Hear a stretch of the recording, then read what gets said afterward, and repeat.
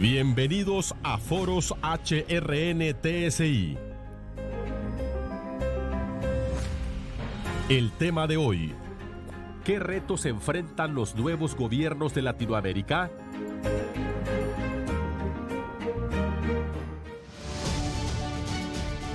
Bienvenidos, qué gusto que nos acompañen de nueva cuenta en Foros HRN-TSI con un tema interesante que ya hemos propuesto a toda nuestra audiencia y teleaudiencia a nivel nacional. Justamente ya en la recta final del mes de agosto. Gracias por acompañarnos en esta nueva edición de Foros HRN-TSI. La bienvenida a mi querida Jackie Redondo, con quien compartimos de nuevo este foro. Gracias, licenciado. Buenos días, buenas tardes, buenas noches. A la hora que usted nos esté viendo, tenemos un panel de lujo para abordar este tema. Vamos a darle la bienvenida a don Sergio Fajardo, ex candidato presidencial de Colombia, ex gobernador de Antioquia, ex alcalde de Medellín y actualmente es profesor del Instituto Tecnológico de Monterrey. Él nos saluda desde Colombia. Bienvenido. Muy buenos días, pues un gusto saludarlos acá desde Colombia, estoy desde Bogotá y bueno, preparado para conversar acerca de la política y lo que nos espera en América Latina. Gracias, nosotros también estamos listos para escuchar su análisis. También está con nosotros Jorge Dávila Miguel, él es analista, comentarista político y columnista de CNN en español, El Nuevo Herald y On Cuba. Él está desde Miami, bienvenido. Muchas gracias por tenerme en su excelente programa. Muchas gracias. Gracias a usted. Le damos la bienvenida a Cristian Joel González, economista y especialista en desigualdad y movilidad social. Nos saluda desde México. Hola, buenos días. Muchas gracias por la invitación y un gusto estar aquí. Bienvenido. Bueno, bienvenidos todos. Y vamos a comenzar este foro, como bien decía Jackie, con un panel de lujo. Si hay algo de lo que podemos ufanarnos en Foros HRN-TSI es del panel que siempre nos acompaña. Doctor Fajardo, qué gusto a la distancia saludarlo también. Hemos seguido su trayectoria en este reciente proceso electoral que se llevó a cabo en el hermano país de Colombia. ¿Qué es lo que a lo largo y ancho del continente y durante tal vez la última década y media ha venido capitalizando la izquierda y estas fuerzas políticas de corte progresista para alcanzar el poder a través del voto? ¿Cuál es su lectura a propósito de esta primera inquietud, doctor Fajardo? Buen día. Bueno, buenos días de nuevo. Muchas gracias por invitarme a participar con ustedes. Un saludo a Cristian, a Jorge, a ustedes allá en Honduras. Para empezar brevemente, hay una palabra que está sobre todo el continente que se llama desigualdad. Y en los últimos años, en nuestro continente, en América Latina, en particular, por ejemplo, Colombia, las desigualdades sociales cada día tienen una dimensión más grande que va acompañada de un malestar social profundo de muchas partes de la población que se sienten excluidas y que no encuentran o no han encontrado respuesta sistemática a sus aspiraciones. Igualmente, hay una palabra, y esto depende de los lugares donde estemos ubicados, pero que tiene una connotación muy potente que se llama corrupción. Hay un sistema que tiene una dimensión de la corrupción gigantesca y esa corrupción, por supuesto, pues siempre afecta a los intereses de las personas más humildes, más pobres, con mayores necesidades, y aparece una palabra que siempre va del lado, que es pobreza. Esas tres palabras, desigualdades, corrupción, pobreza, con una incapacidad sistemática de dar respuestas, han hecho que el malestar vaya creciendo. Y ese malestar obliga a una revisión de esos sentimientos, de la necesidad de una transformación social, de unos cambios que den respuestas. Y yo creo que ese es un elemento común. Hay elementos que se pueden profundizar. Cada país tiene algunas especificidades particulares. Colombia, por ejemplo, la violencia asociada con el mundo del narcotráfico. Pero yo creo que ese es un terreno sobre el cual no nos vamos a distanciar mucho las personas que miremos a América Latina hoy con rigor y con seriedad. Bueno, vamos ahora hasta Miami con Jorge Dávila y tenemos que consultarle sobre cuáles son esos retos que enfrentan los gobiernos, ya sea de derecha, centro o izquierda en América Latina. Bueno, coincido plenamente con lo que dijo Sergio Fajardo. Esa es la médula del problema. Sin embargo, hay dos posiciones vigentes para acercarse a ese problema, que es la izquierda y la derecha. La izquierda y la derecha vista en su especificidad en cada país. Y yo diría que ese es el tema fundamental, el tema que dicen que quisieran todos los gobiernos, tener una mayor igualdad, no tener problemas sociales, etcétera, etcétera. Ahora, en la práctica, ¿qué es lo que sucede en América Latina? En primer lugar, la izquierda entiende que la derecha no resuelve el problema y la derecha tampoco resuelve el problema, de manera que el asunto es ver cómo se podría resolver este problema. A lo mejor Sergio Fajardo se hubiera logrado acceder a la presidencia de Colombia, sabría cómo hacerlo. Hay en este momento una disputa ideológica tremenda en América Latina. La izquierda, que tiene que existir, porque hay personas que dicen, no, la derecha, la izquierda, el último comunista, el mejor comunista es el comunista muerto, por lo menos se dice aquí en Miami estúpidamente.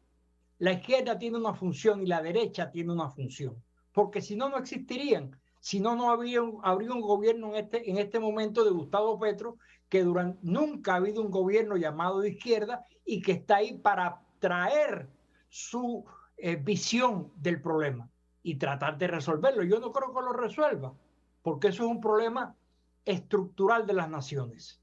Ojalá que progrese y ojalá que políticamente sea efectivo y ojalá que la alternancia del poder se mantenga en Colombia, que eso es lo más importante de los gobiernos izquierdistas.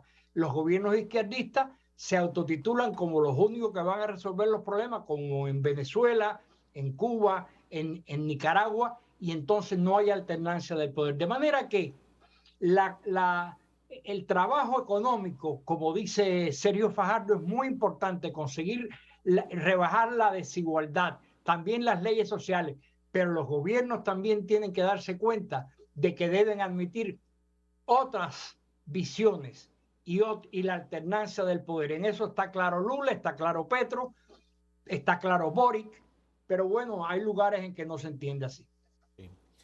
Gracias, Jorge.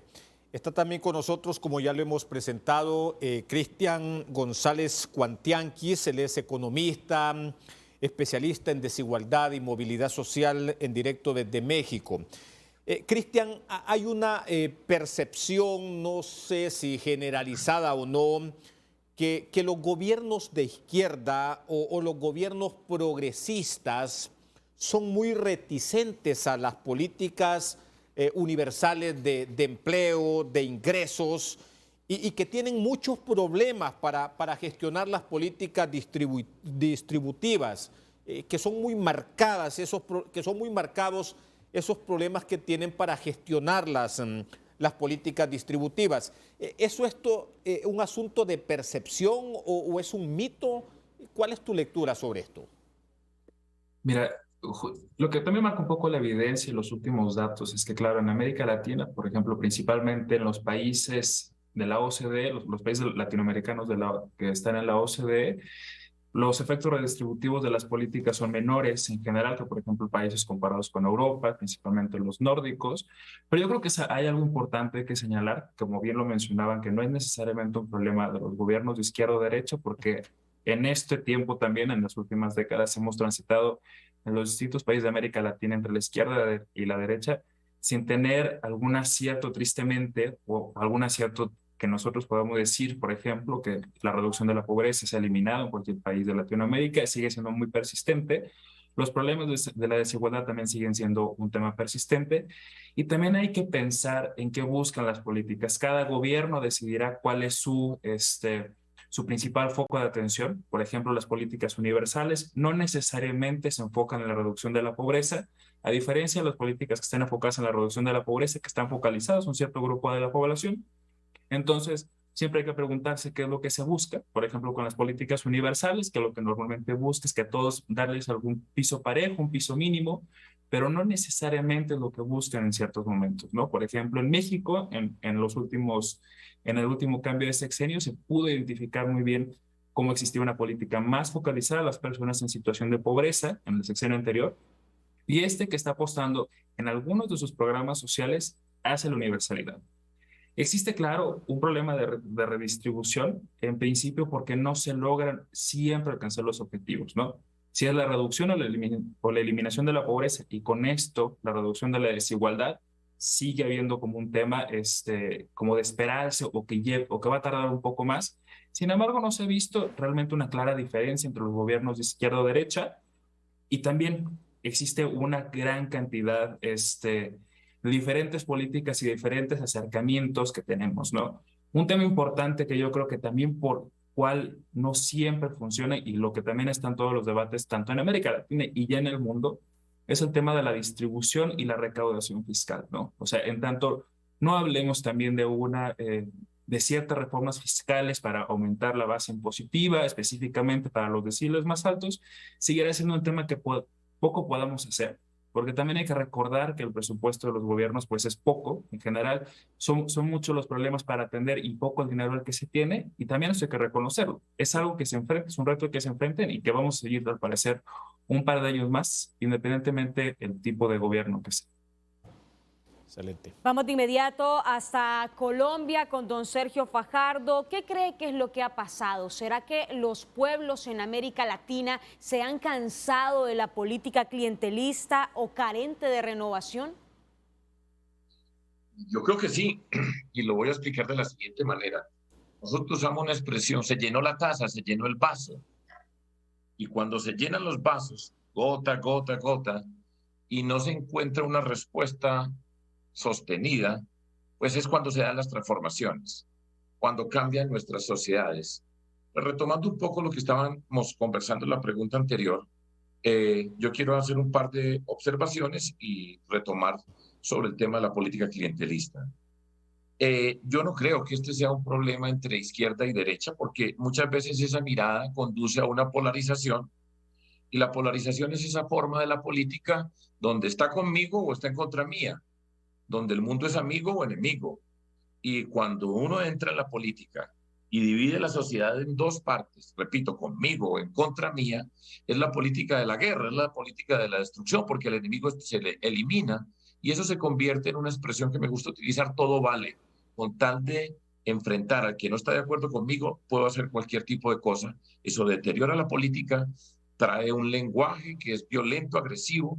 En este contexto de las redes sociales ha aumentado sensiblemente y es una sociedad que queda muy fracturada, donde es posible, imposible o muy difícil llegar a acuerdos y hacer transformaciones que convoquen a un espectro más amplio. Yo quiero dejar eso como un punto importante para señalarlo, porque la polarización tiene unas condiciones que creo que son nefastas y que en estos tiempos pues están muy de moda porque es fácil utilizar ese sentido. También quiero señalar un poco, bueno, doy el salto de una vez y después miramos otras cosas, los temas fiscales. En Colombia estamos con un nuevo gobierno y de hecho el primer punto que está en discusión en nuestro país es acerca de una reforma fiscal, pero después de pronto podemos conversar un poco acerca de ese papel de la reforma fiscal, la presencia del Estado en medio de todas las circunstancias que viven nuestras sociedades. Pero yo quiero decir, el clientelismo, esa forma de la política que se ha convertido para mí, el clientelismo es la puerta de entrada a la corrupción. El clientelismo es una forma de manejar los recursos públicos de un grupo de personas en un marco de unos partidos políticos que tienen el poder, y el poder va asociado con puestos, con contratos, con una riqueza que termina quedando en unos pocos bolsillos, que aumenta ese malestar del que hemos visto, donde hace más protuberantes las desigualdades, hace más clara la corrupción. Y repito, cuando poco a poco la ciudadanía va entendiendo la dimensión de lo que significa el clientelismo, como lo señalé anteriormente, la puerta de entrada a la corrupción, eso va llevando a una sociedad con un malestar muy grande. Y ese malestar puede estar en izquierdas y derechas. El malestar no es asociado con una mirada política o centro, como queramos clasificar. Y ese malestar es el que tenemos en muchas partes y que efectivamente muchas veces se traduce en el populismo para responder, y de ahí para adelante estamos en problemas. Sí. Bueno, hasta antes de la victoria de Gustavo Petro en Colombia, parecía o era insospechado que la izquierda pudiese ganar en Colombia. Honduras tiene hoy por primera vez también un gobierno de izquierda. De repente, Jorge, esta pregunta es para Jorge Dávila, de repente es que la izquierda se ha vuelto encantadora o es el resultado de lo que, bueno, hemos conversado en esta primera parte, que los pueblos de repente pudieron haberse cansado de esta política clientelista, de estos gobiernos de corte neoliberal, para que el espectro latinoamericano se vaya tiñendo, bueno, el color de la izquierda es el rojo. ¿Podemos asociar esto, Jorge? Bueno, mire, en primer lugar, quiero aclarar a Fajardo, a Sergio, que yo no digo que las cosas deben ser así, pero en la práctica las cosas son así. Se ve desde el prisma de la derecha y desde el prisma de la izquierda. Y esa confrontación, aunque no debía existir en pro del interés nacional, existe, porque las ideologías dominan, a pesar de que las ideologías significan poco, dominan y implican movimientos sociales. Eso es para mí innegable, por eso yo mencioné uno de los cánceres de la política latinoamericana y también en estos momentos en la política de Estados Unidos, porque Estados Unidos está en una situación terrible ideológica, en el cual los partidos se odian como nunca. Y a mí me parece que en el caso de Colombia es más clara esto, porque hay la mitad del pueblo colombiano es de derechas, o un poquito más o un poquito menos, y a Petro lo han votado la mitad más uno de la población, de manera que esta pugna se mantiene y hay que reconocerlo. Si usted me repite la pregunta que me hizo, porque me metí tanto en esto. Sí, le decía que es que de repente es que en efecto los pueblos de América Latina se han cansado de la política clientelista, del modelo neoliberal, o es que las izquierdas se han vuelto más encantadoras. No, lo que pasa es que hay un vaivén.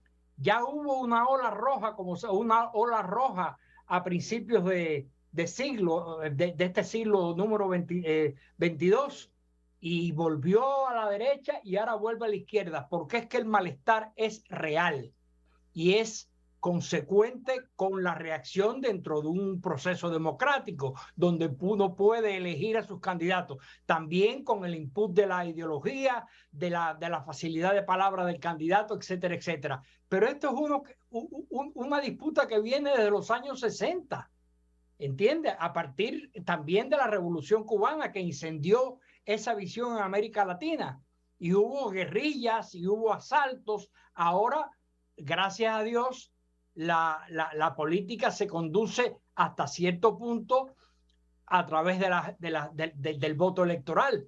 Pero aquí hubo, en América Latina, la indefensión o la protesta de la izquierda no es nueva, nadie ha despertado ahora. Más bien es un sueño que se convierte en pesadilla y se convierte en despertar otra vez, con el deseo mío, por lo menos, de que se resolviera el problema nacional, no importa la ideología, sino pensando en el problema nacional, que, como dijo Sergio Fajardo y Cristian González aseguró, es un problema de la pobreza y de la capacidad de vida de esas capas desprotegidas de cada país. Sí, sí. Antes de continuar con Cristian, doctor Fajardo, usted estaba levantando la mano. Yo tengo una discrepancia con Jorge, pero la voy a tratar de explicar de manera muy sencilla. Cuando él reduce la discusión política izquierda-derecha, yo creo que estamos en un terreno que primero es bastante confuso en estos tiempos, ¿sí? Yo no creo, Jorge, que esto sea una repetición de los 60 en estos tiempos. Yo no dije repetición, dije evolución. Por eso, pero yo creo que estamos en unas condiciones muy diferentes. Por ejemplo, en los Estados Unidos, un país que yo quiero, allá estudié, yo hice un doctorado en matemáticas en la Universidad de Wisconsin, he sido profesor en diferentes partes, etcétera. La palabra desigualdad no existía y existe hoy en los Estados Unidos. Y hay unas condiciones que han cambiado fuertemente en el mundo. De hecho, si ustedes, y para ilustrar un poco acerca de Colombia, Las encuestas, cuando le piden a las personas que se ubiquen en un marco político, la gran mayoría se definen como de centro, sea lo que signifique ese centro. Entonces, repito, yo creo que esa clasificación de izquierda y derecha, que es la que convierte en polarización, amigo o enemigo, no es una descripción correcta. Hay un mundo donde las condiciones ideológicas son muy diferentes hoy y si hay unas realidades sociales que le tenemos que dar respuesta. Yo particularmente no tengo ningún afecto por el presidente Petro, he sido contradictor y no vale la pena ventilar discusiones muy particulares de Colombia, pero yo no creo que sea, repito, algo diferente a que en Colombia, en mi país, después de 20 años asociados con la figura del expresidente Álvaro Uribe, Colombia iba a cambiar y Colombia suma malestares y esa suma de malestares en términos políticos significan cambio. Ahora la respuesta y la discusión es si ese cambio se puede dar y si quien hoy gobierna tiene la capacidad para liderar ese cambio. Pero esa ya es otra discusión, pero quería hacer esa observación. Gracias. Bueno, vamos ahora hasta México con Cristian González y vamos a analizar cuál sería o cuál es un buen modelo de manejo de gasto público social en los países en donde la izquierda ha llegado al poder. Híjole, yo creo que uno de los principales, digo que en general son los ejemplos más claros que todavía llegamos a tener y tristemente están todavía un poco en detrimento, son por ejemplo los países europeos que normalmente tienen un estado de bienestar muchísimo más formado y más amplio. En América Latina tenemos pocos ejemplos de buenos manejos y principalmente por lo que ya también mencionaban Sergio y Jorge, por un tema de corrupción que existe. Entonces el tema del manejo del gasto público pues siempre ha sido un tema muy contradictorio y es muy revisado porque bien se sabe e incluso bien se desconfía de que cuánto se recauda y cuánto se gasta. Entonces es un tema que ha sido como muy complejo. En realidad existen algunos programas que están como muy específicos y muy focalizados. Por ejemplo, en México lo que existió Prospera, que con todos sus asegúnes y que no era un programa perfecto, era un programa que a través de transferencias condicionadas, pues buscaba, por un lado, proveer temas de educación, asegurar temas de salud y temas de alimentación, ¿no? Que era como un tema más concreto y más trabajado. Y yo creo que también aquí un tema que ha sido importante es justo el tema de las políticas que continúan. Algo que también mencionaban ambos panelistas, es un tema que los problemas que están son tan estructurales que es difícil pensarlos o difícil prometer que los van a resolver en 6 años, ¿no? En 6 o 5 o 10 años lo que duran los gobiernos, porque tiene que ser un tema de continuidad. Y algo a lo que se enfrentan también los gobiernos es, en cada cambio, borrón y cuenta nueva. Los cambios son difíciles de alcanzar. En algunos momentos ha habido algunas políticas que son más amplias y de mayor alcance, pero también es un poco irrisorio. Y los tiempos políticos son distintos a los tiempos en los que se tendría que resolver ciertos temas. Incluso, por ejemplo, el tema de las propias reformas fiscales, pensar en una reforma fiscal a nivel nacional país sigue siendo difícil en un contexto tan internacionalizado como en el que estamos, donde se puede huir de ciertas estructuras fiscales más específicas, ¿no? Entonces, creo que es algo que siempre se tiene que ver hacia dónde se tiene que dar continuidad con las políticas, que existen algunos programas que tienen que ser buenos, reconocerlos si quieren cambiarlos de nombre, pero continuar de cómo tendrán que estar funcionando, que han dado algunos ejemplos que van bien.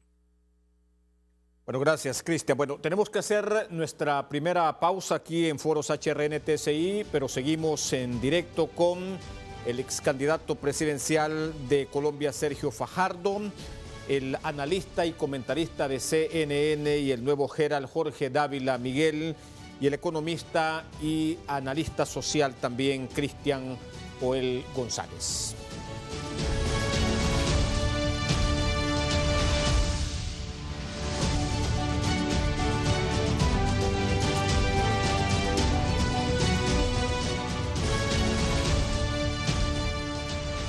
Seguimos en Foros HRN-TSI. La pregunta es para el actualmente catedrático del Instituto Tecnológico de Monterrey, respetado académico, además de político, doctor Sergio Fajardo. Usted insiste en que no debemos ver esto como una lucha ideológica entre derecha e izquierda, sin embargo, intentamos buscar una respuesta, el por qué después de 200 años la izquierda ganara en Colombia, por cierto, con la votación más grande, ¿verdad? ¿Por qué se dio esto en su país y en el país que tanto queremos y con el que estamos vinculados de muchas formas? ¿Qué fue lo que pasó? Si entendemos de que esto no ha sido una lucha, ni mucho menos fratricida entre la izquierda y la derecha, ¿qué fue lo que pasó en Colombia, doctor Fajardo? Bueno, es difícil hacerlo de manera muy sintética, pero voy a tratar de tener una mirada amplia que me puedan entender en muchos países simultáneamente. Y yo vengo de participar y representando una opción de cambio para nuestro país, porque yo creo que el país, repito, necesitaba y quería un cambio. El presidente Duque era la última expresión de un poder político que empezó con la figura del expresidente Álvaro Uribe en el año 2002. Todos los presidentes que vinieron a continuación se eligieron apoyados en el nombre del expresidente Álvaro Uribe, y el expresidente Duque, hoy expresidente Duque, no entendió la dimensión del malestar social que había.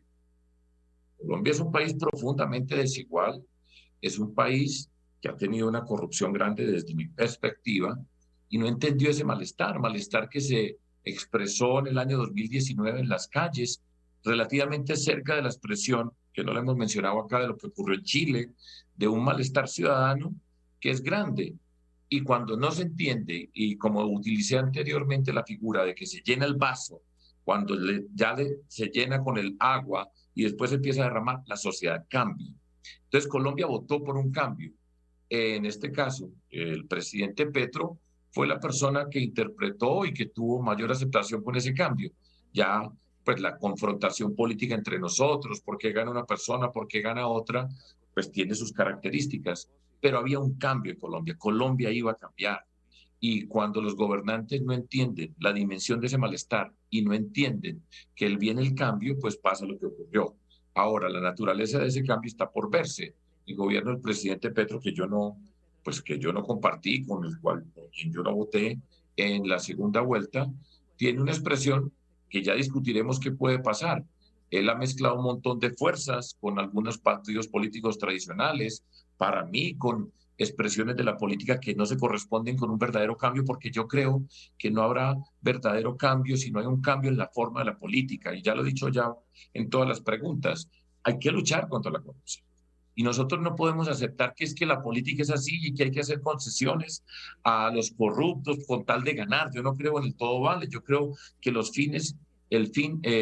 medios son los que justifican el fin. El camino que seguimos necesita una transformación y Colombia necesita una transformación ética.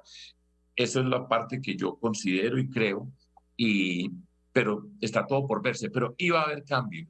Él lo interpretó mejor. Yo no estaba de acuerdo con el cambio que él ha promovido, pero a manera de ilustración, por ejemplo, varias de las personas ha hecho lo que nosotros en Colombia llamamos un sancocho, que es una sopa con muchas carnes, de muchas mezclas. ¿Qué sale de ese sancocho? Está por verse, ¿sí?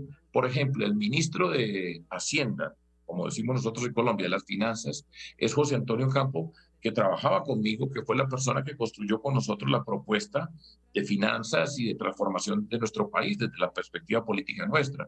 Y estoy seguro que es una persona seria, razonable, que le pondrá bases a muchas de las cosas que Petro prometió, que son incansables, porque es inalcanzables en el sentido de lograrlas, pero vamos a ver qué pasa. Es una mezcla extraña en Colombia. Esperemos que salga bien, así yo no estoy de acuerdo con ese gobierno. ¿Sí? Bueno, y algo muy importante es ver el tema económico, más con la crisis económica que se está viviendo a nivel internacional. Y esta es la pregunta que le vamos a hacer a Jorge Dávila en Miami. La crisis económica, ¿cómo debe abordarse en Latinoamérica sin importar las ideologías que en estos momentos se están presentando en diferentes países que podríamos decir son países con economías robustas en América Latina?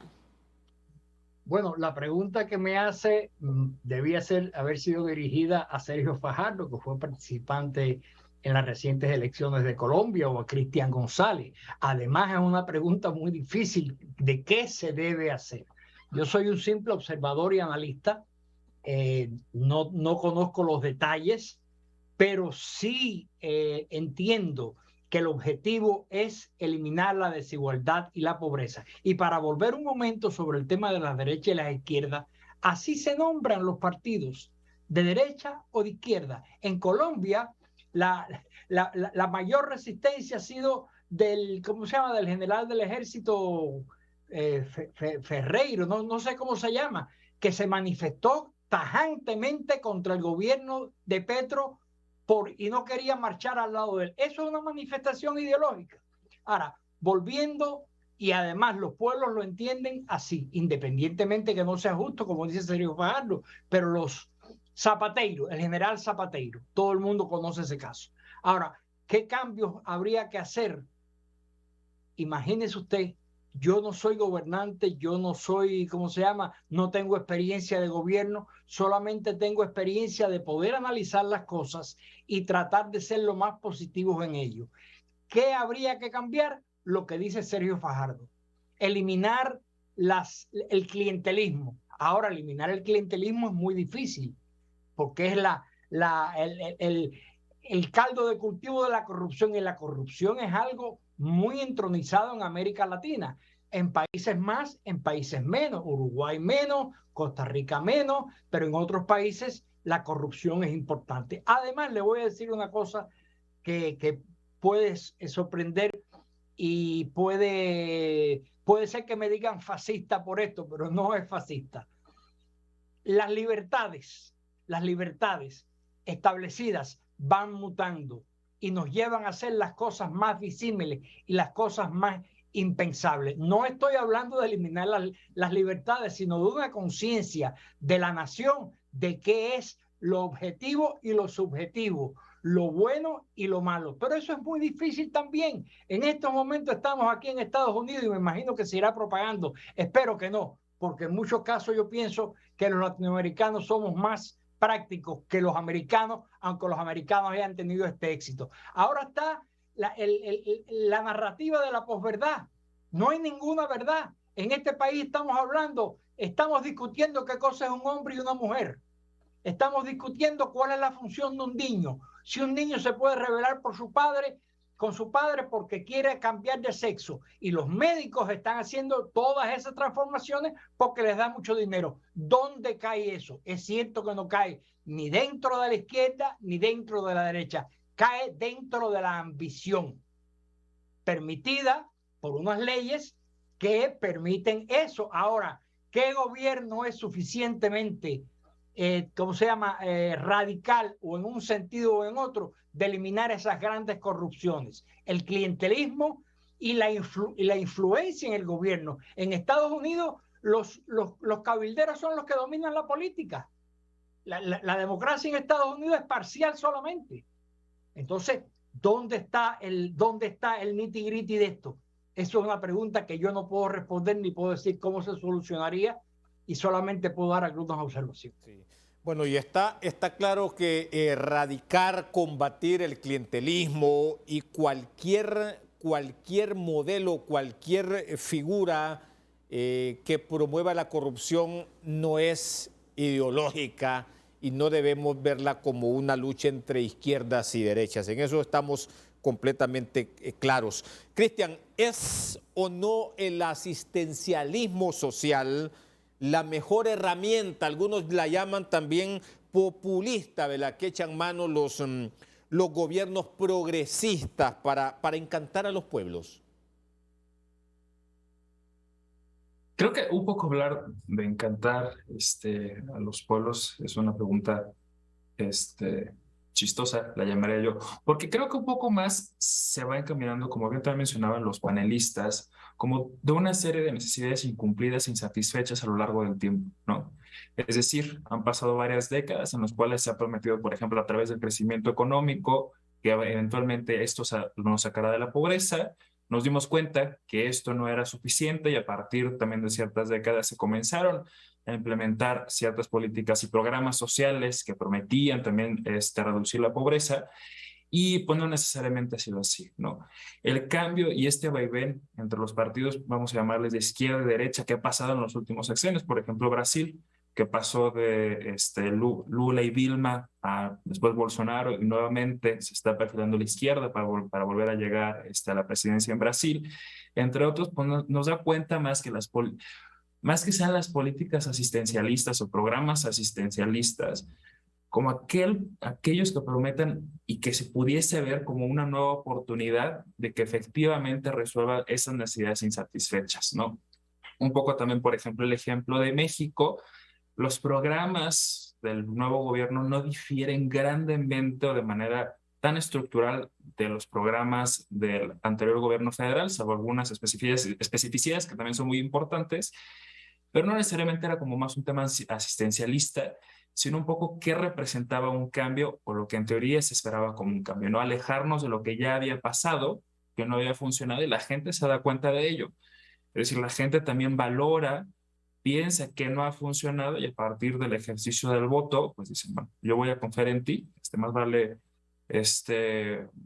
bueno por conocido que malo por conocer, una cosa así va el dicho. Entonces, claro, a partir de esto buscan cambiar y que se puede ejemplificar en diferentes partidos, sea un poco de corte más progresista, un poco más de corte de izquierda. Por ejemplo, un tema sorprendente que ha sido en México, que es un partido que se puede decir de izquierda, sin embargo tiene cortes muy distintos a la izquierda tradicional, a la que nosotros conocemos, que es que busca la austeridad, no endeudarse, entre otros, y a la gente eso también le llama mucho la atención en el sentido que no nos están sobreendeudando, que es como este mensaje que se ha vendido como de las izquierdas, que siempre nos endeudan y nos dejan embarcados. Y bueno, claro, a partir de esto tratan y la gente lo reconoce y a partir de esto llega a votar. Sí, perfecto. Doctor Fajardo, ¿usted quería contar algo? ¿Doctor? Sí. Sí, Un par de palabras. Estoy recordando mi época ahora de la campaña presidencial, en los debates y eso, pero de manera muy breve también acá para ampliar la conversación y la discusión. Yo creo, dentro de todo esto, que si nosotros reconocemos la condición de la desigualdad, la pobreza y una palabra que va muy fuerte para nosotros en América Latina, la informalidad, que es una expresión de nuestro modelo de desarrollo que es costosa, que está asociada fuertemente con la pobreza y que la pandemia nos hizo ver en vivo y en directo la dimensión profunda de nuestras desigualdades en el planeta, incluyendo los Estados Unidos, pero para nosotros hay una imagen muy potente que sirve para mostrar las necesidades que tenemos. Yo creo que es necesario esa conciencia en este ambiente de desigualdad, de tener una capacidad de redistribuir que no tenemos nosotros en Colombia, en América Latina habitualmente. Y eso tiene una obligación fiscal, tributaria, una reforma tributaria que nos permita conseguir unos recursos para apostarle y acompañar el desarrollo en general de las regiones y de las personas. Y ahí es donde yo entro en choque cuando se dice asistencialismo como una forma de clasificar. Nosotros tenemos que atender a un montón de personas que en estas democracias nuestras, con las imperfecciones que puedan tener, están rezagadas. Y ese rezago necesita una presencia del Estado, necesita una presencia transparente, por supuesto. Insisto, cuando se va por el clientelismo, que es utilizar las condiciones de necesidades para convertirlas en un valor político, pues se está desvirtuando. Pero nosotros tenemos que acompañar a mucha gente en nuestra América Latina que sufre, que está sufriendo, que ha sufrido históricamente y se tiene que apoyar y no descalificar el asistencialismo, sino un acto de justicia que se tiene que ir trasladando. Fíjense ustedes, Cristian señalaba algo que es interesante y es, por ejemplo, en México, yo trabajo en el TEC de Monterrey y es un país que yo quiero profundamente. No me voy a meter yo mucho en México, pero, por ejemplo, en México, el presidente López Obrador no ha hecho una reforma tributaria. No ha aumentado los impuestos, por ejemplo, que es una de esas acciones que se asocia con gobiernos progresistas. Entonces, hay una mezcla grande de todo esto, pero seamos conscientes, hay una parte muy grande de la población latinoamericana que ha sido rezagada y que es una obligación ética, social, política nuestra atenderla.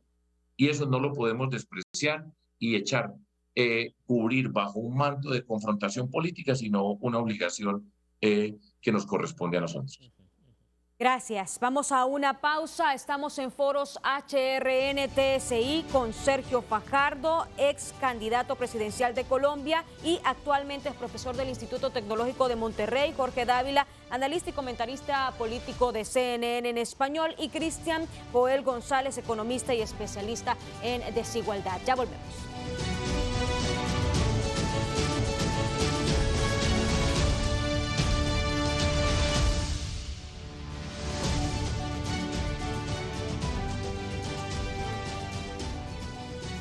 Bueno, muchas gracias por seguir con nosotros en Foros HRN-TSI. Vamos de inmediato hasta Miami con Jorge Dávila y hemos visto cómo en los últimos años la izquierda ha tomado poder en países como Colombia, en países como Chile, como Argentina y actualmente en Honduras. ¿Ha fracasado el modelo de democracia liberal o los políticos han sido incapaces de canalizar las demandas de su pueblo? Estamos hablando de políticos de derecha. Bueno, es muy interesante la pregunta. Yo pienso que el neoliberalismo está descalificado desde la izquierda. Y perdón, tengo que mencionar izquierda y derecha porque es la manera de referirnos a esto. Pero hay algo muy conspicuo en este caso, en la denominación de la democracia neoliberal que está en juego en este momento en el mundo. No estamos hablando de América Latina. El modelo de democracia neoliberal que propone unos cambios que no son generalmente, ¿cómo se llama?, económicos, ni mucho menos, aunque sí tienen un modelo ideológico de participación, y eso es innegable, se encuentra en una posible confrontación con China y con Rusia. Eso es, estaba anunciado. ¿Por qué razón? Porque Rusia y China dicen que Estados Unidos no puede seguir siendo la cabeza del mundo, que no puede seguir dirigiendo el mundo. Y esto es una conflagración que se va a mantener. Yo no sé quién será victorioso. Si será victorioso Estados Unidos con los países de Europa Occidental o si será China con los países que los circundan y que tienen una asociación comercial con ellos, o ¿cómo se llama?, Rusia, que se ha aliado después de muchísimos años de tener el mismo sistema comunista, aunque ahora ya Rusia no es comunista. Aquí siguen diciendo que es comunista, pero la estupidez de los comentaristas y de algunos políticos norteamericanos es proverbial. Rusia no es comunista, tiene corrupción. Putin eliminó mucha corrupción, pero están peleando por una multipolaridad en el mundo. En ese caso, atrayéndolo a América Latina, podemos decir de que los cambios han sido unos y otros. Ya hubo un dominio de la izquierda a principios de los años de este siglo, y yo creo que sigue importando la manifestación de los políticos. Pero mira, hay una cosa que yo quiero decir que generalmente mire, Alemania fue derrotada en la guerra franco-prusiana, quedó en la miseria, se levantó y tuvo una guerra, la Primera Guerra Mundial. Le pusieron unas gabelas y unos impuestos tremendos. Alemania, gracias, y no estoy diciendo gracias porque admire a Hitler, pero en el proceso del fascismo que todo el mundo, del nazismo que todo el mundo apoyaba en Alemania, se convirtió en una potencia mundial. Le ganaron la guerra a Alemania y ahora son el motor, siguen siendo el motor económico de Europa. De manera que también importa las características del pueblo que está trabajando. Eso no se puede negar porque no son solamente esquemas y teorías. La capacidad del pueblo. China ha sacado de la miseria 700 millones de habitantes. Los chinos saben trabajar. Tal vez es que nosotros los latinoamericanos no sabemos trabajar y no sabemos producir. En este lustro, Cristian, de López Obrador, en México ha sido marcada una reorientación pragmática y estratégica de las políticas sociales en este modelo que presidente ha instaurado? Bueno, justo creo que hay que verlo con distintos ojos. Sí ha habido un cambio importante, por ejemplo, en esta focalización, que hasta el sexenio pasado estaba más enfocado en el tema de la pobreza, y vamos a dejar de lado si efectivamente, si eran efectivas o no, un poco refiriéndonos más a esos temas de los cambios un poco más estratégicos. Existe una tendencia a la universalidad de ciertos programas, por ejemplo, un programa muy importante en México es el programa de pensión para adultos mayores, que hasta el sexenio pasado era un programa focalizado a las personas que no tenían otro tipo de pensión. Ahora todas las personas adultas mayores de 65 años o más pueden tener acceso a este programa y en general tiene un monto que está arriba de la línea de pobreza que se mide en México, ¿no? Entonces sí existe un cambio importante que va más tendiente a la universalidad. Sin embargo, en el discurso se sigue hablando de que es un tema de la atención a primero los pobres. Y no es que sea malo necesariamente, sino hay que entender las diferencias de una política universal. Yo creo que eso es importante, que es darle un piso mínimo a todos parejos.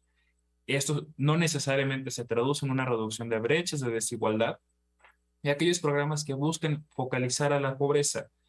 Y un poco esto también viene a cuento en el sentido, lo que hablábamos también hace un momento, del recurso que tienen disponible los gobiernos, ¿no? Es decir, como el recurso no siempre es para poderles dar a todos dónde queremos focalizar o dónde es más importante que vayamos a atender.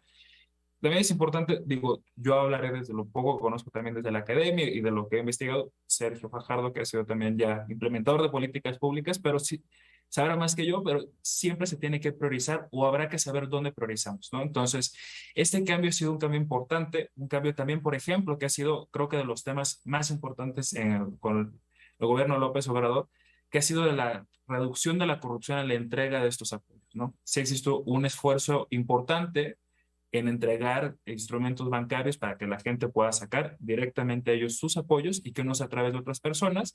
Y eso ha sido como un cambio importante y la presencia también del presidente como en el discurso público todos los días.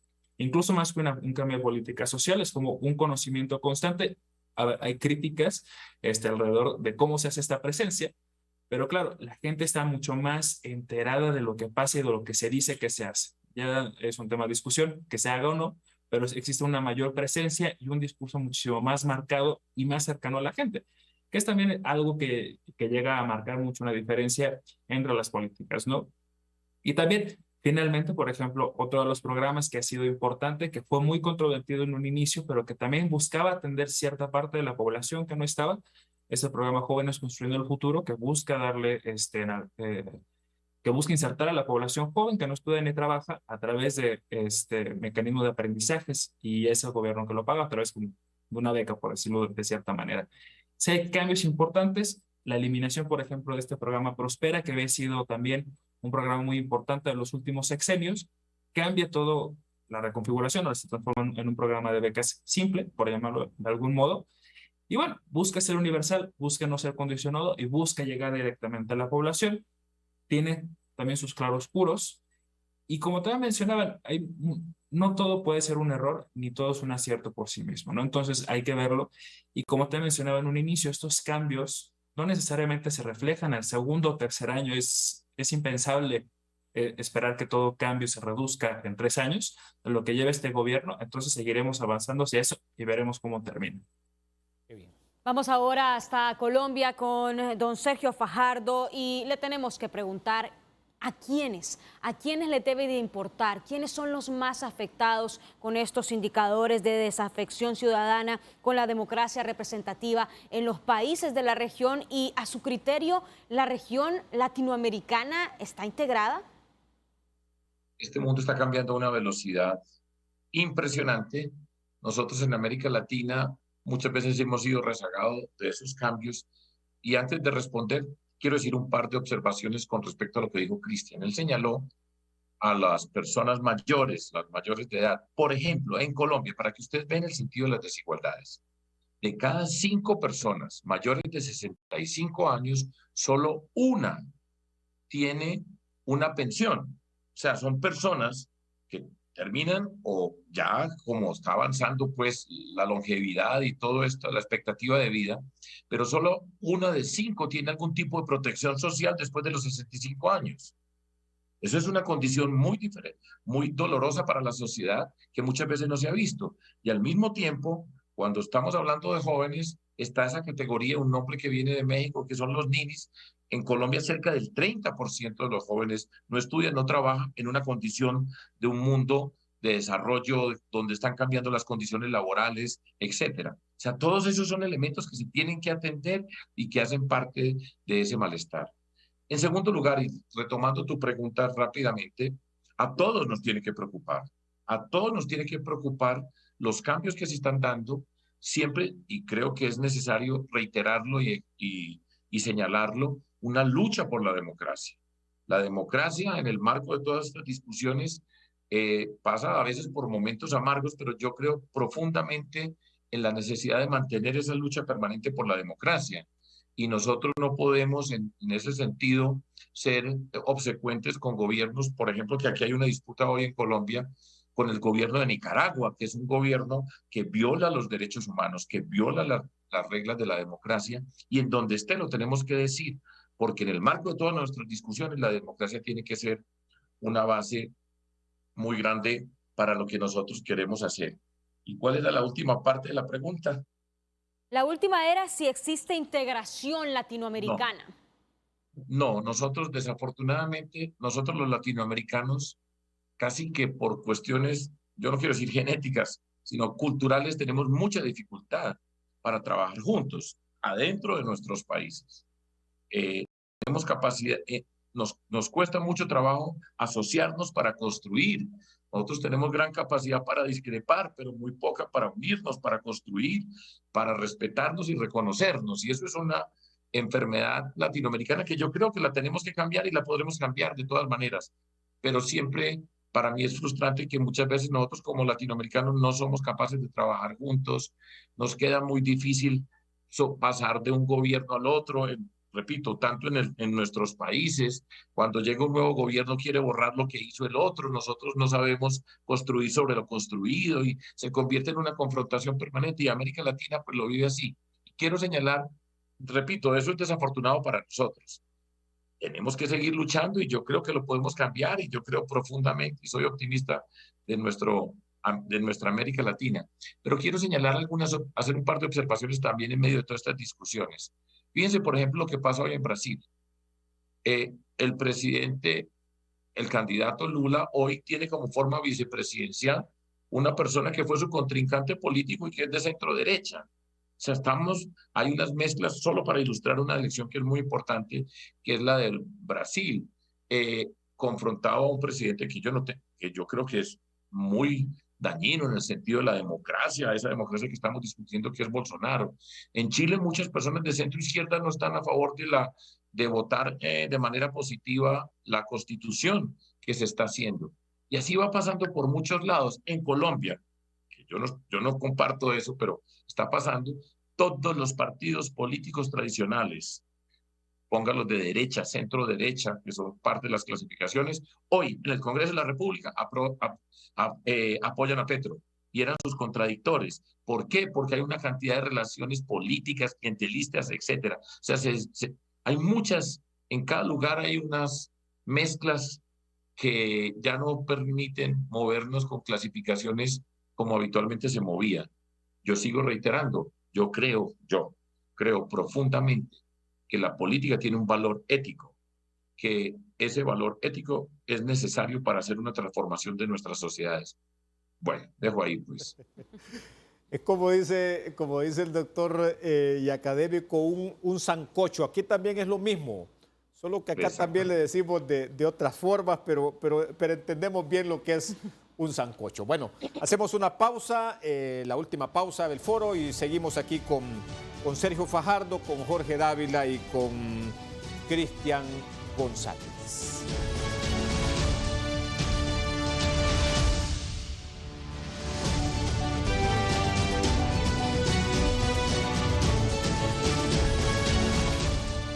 En la recta final de foros HRN-TSI, Jorge Dávila Miguel, analista de CNN y el Nuevo Herald en Miami. Como sabe Jorge, como sabe también Cristian y el doctor Fajardo, en enero de este año tomó posesión la presidenta Xiomara Castro del Partido Libertad y Refundación, un partido de reciente creación en el país y que es un partido, bueno, de corte de izquierda. A la distancia, Jorge, y estamos cerca, bueno, 2 horas en avión de Tegucigalpa a Miami.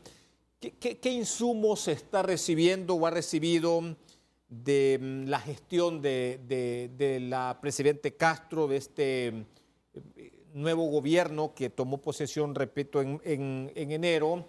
¿Qué es lo que ha estado oyendo? ¿Qué es lo que se oye allá en Miami sobre la administración de la presidenta Castro?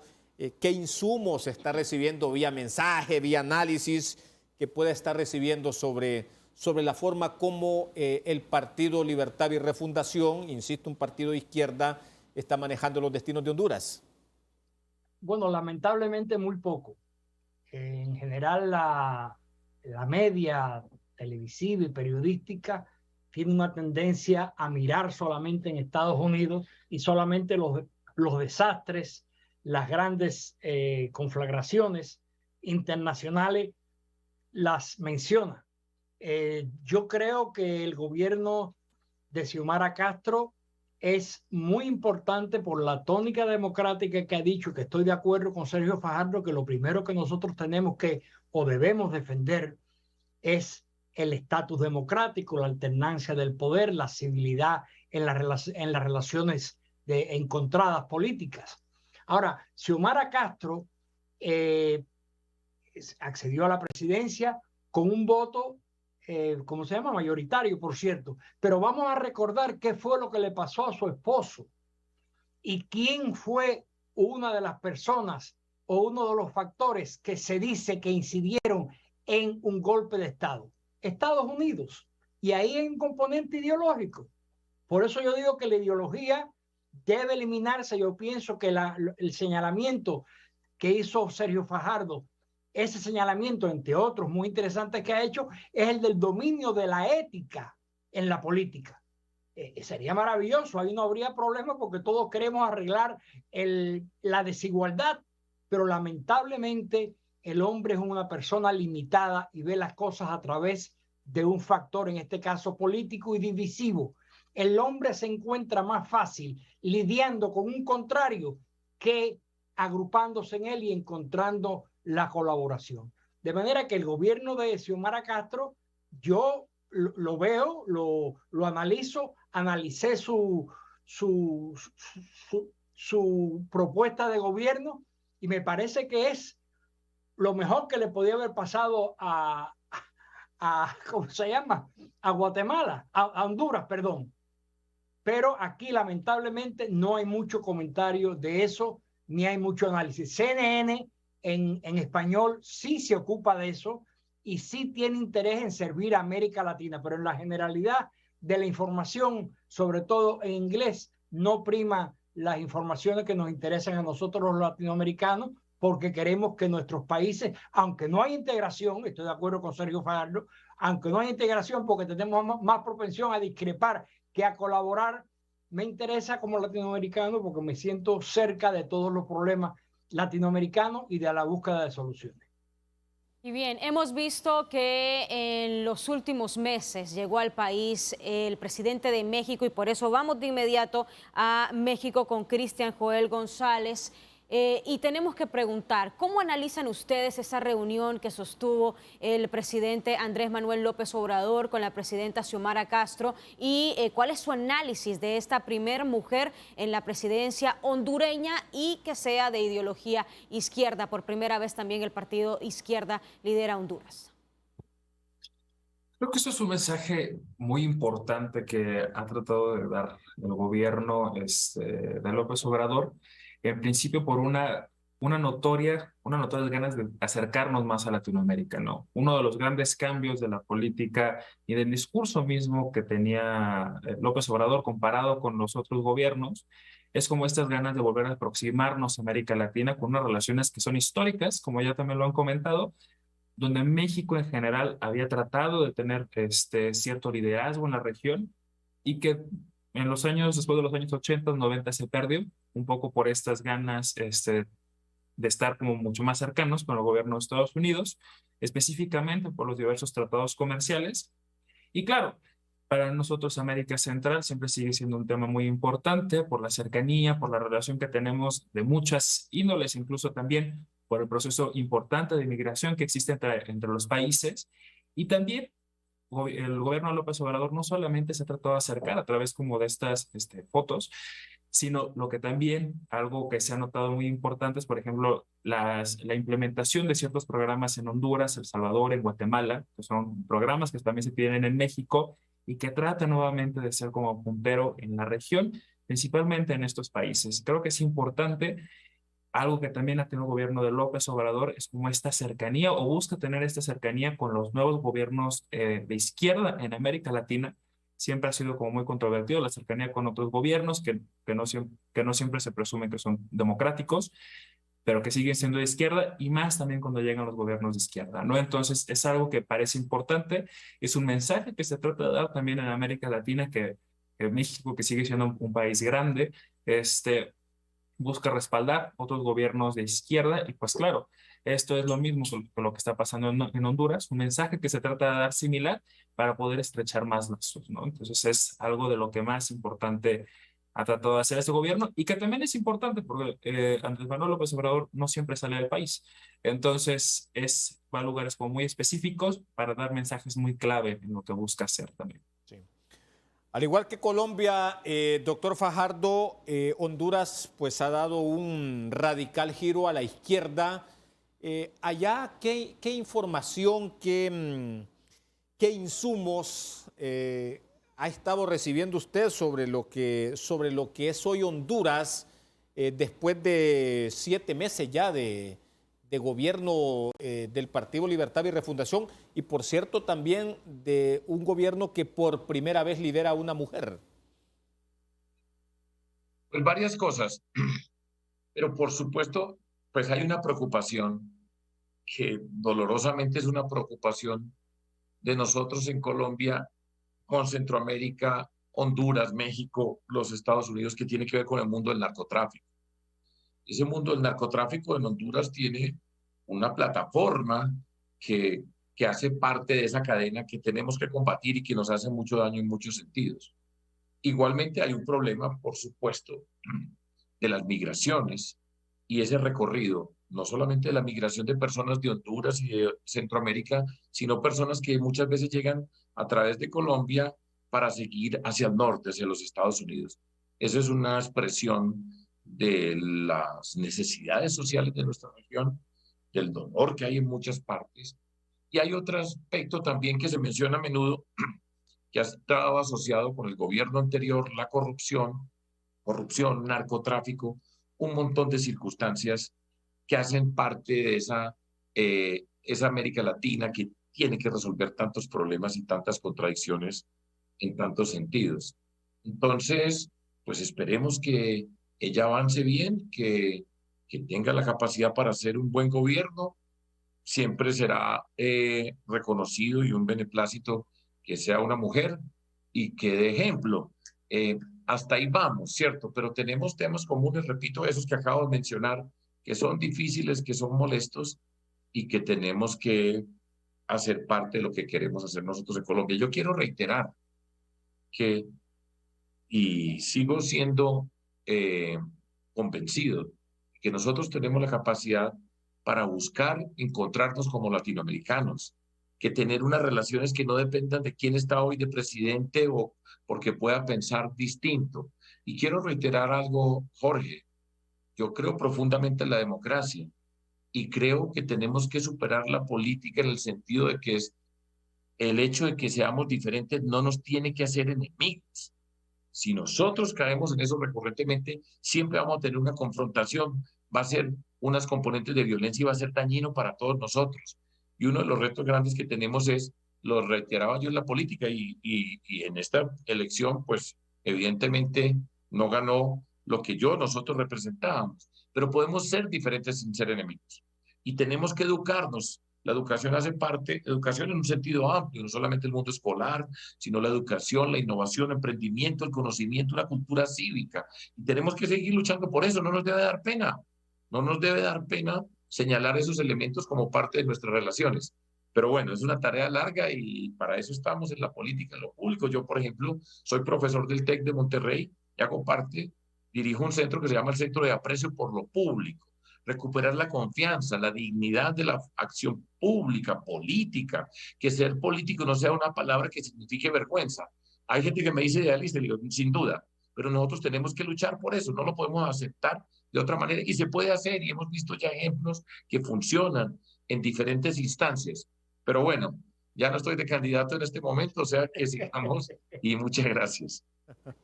Bien, estamos en la recta final. Vamos de inmediato a leer conclusiones en foros HRN-TSI.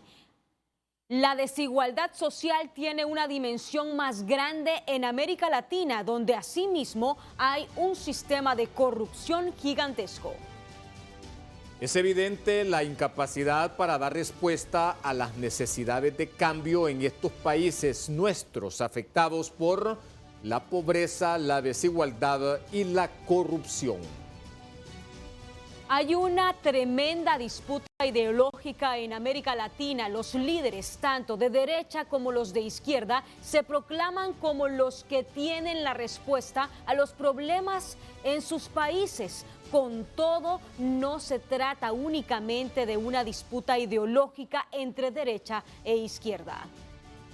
Uno de los cánceres de la política de América Latina es la pugna entre derecha e izquierda. La alternancia en el poder debe ser garantizada, pero también necesitamos plantear salidas al problema de la distribución de la riqueza. Debemos atender a los grupos en rezago. Esto es un acto de justicia. Cuando no se encuentra una respuesta sostenida a las dificultades, es cuando se intensifican las demandas de transformación en nuestros países. Las sociedades se polarizan cuando se impone una división extrema entre derecha e izquierda. El clientelismo se ha convertido en la puerta de entrada y en el caldo de cultivo de la corrupción. Han coincidido también nuestros panelistas. El modelo de democracia neoliberal está en vigencia y en discusión en América Latina, acotaron. En suma, la población de nuestros países está a la espera de que se produzcan cambios, que se reduzcan las brechas y que se establezca el camino hacia el progreso, independientemente de las discusiones estériles sobre ideologías de derecha o de izquierda. Vamos de inmediato hasta Miami. Jorge Dávila, su mensaje final. Mi mensaje final es que ha sido una conversación interesante e inteligente que aporta algo positivo a los problemas actuales de América Latina y ratifico lo que dije de la importancia del gobierno ético y estoy de acuerdo totalmente con Sergio Fajardo de que la diferencia o la diversidad no implica ser enemigos y esa es el origen, la semilla de un gobierno, como se dice políticamente, de todos y para el bien de todos, que se dice mucho pero no se cumple. Eso es una posición cívica y es lo que hace falta entre las polarizaciones partidistas que tanto daño nos hacen. Vamos ahora hasta México con Cristian Joel González, su mensaje final. Para mí algo justo muy importante, como las conclusiones que mencionaban, el tema de izquierda o derecha es importante, sin embargo tendríamos que ir más allá. Algo que también es importante y es importante reconocer es que no existen políticas públicas que el que tenga como la versión final o la verdad completa. Y claro, es importante que también los propios gobiernos reconozcan aquellas cosas que hay que mejorar, ¿no? Ahí puede haber una muy buena idea y al momento de implementar se encontrarán cosas o dificultades que es mejor reconocerlas y avanzar hacia la mejora, siempre aprendiendo.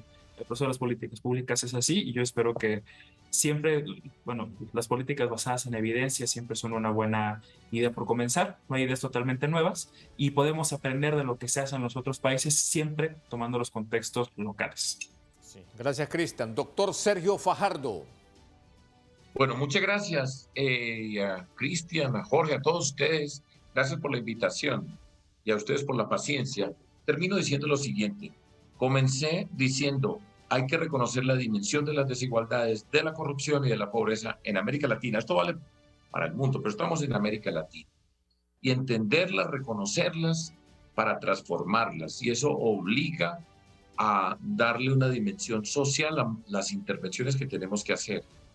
Hay una gran cantidad de personas en nuestro continente rezagadas y nunca van a salir si no hay una conciencia clara, que es una responsabilidad de todos nosotros para hacerlo. Para mí siempre una política que atienda esas necesidades, y lo hablo desde la experiencia como alcalde, como gobernador. No ganamos las elecciones presidenciales y no fuimos la expresión de ese malestar en la manera como queríamos transformarlo. Pero las cosas se pueden hacer, podemos sacar lo mejor de la gente. Hay que recuperar la confianza que se recupera con la coherencia, con la consistencia. El Estado tiene que hacer una intervención clara para acompañar a un mundo que necesita esa intervención. Tenemos que ser capaces de redistribuir la riqueza, respetándonos, dándole una dimensión ética a la relación entre nosotros para transformarnos. Yo creo profundamente en nuestra capacidad de transformarnos. Creo que la polarización y el populismo son un daño grande para nuestro continente, pero son la respuesta a la incapacidad de darle solución a esos temas de las desigualdades, la pobreza y la corrupción. Tenemos que seguir luchando. Esa es la política, dignificar la política como latinoamericanos, aprender entre nosotros, respetarnos, cuidarnos, solidaridad, empatía como elementos fundamentales para construir. Esa es una tarea que tenemos y la tenemos que seguir haciendo porque tenemos el talento, porque tenemos una gran riqueza nosotros como latinoamericanos, nuestras culturas, etcétera.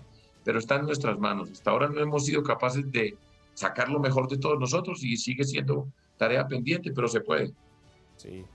Y es una tarea y una aspiración que no es ni de izquierdas ni de derechas, que no es ni siquiera ideológica. Gracias, doctor Fajardo. Gracias, Jorge Dávila, Cristian González, pero sobre todo también gracias a quienes nos han oído, a quienes nos siguen acompañando y gracias también a este equipo de producción que lidera Alejandra Andino. Foros HRN TSI continúa.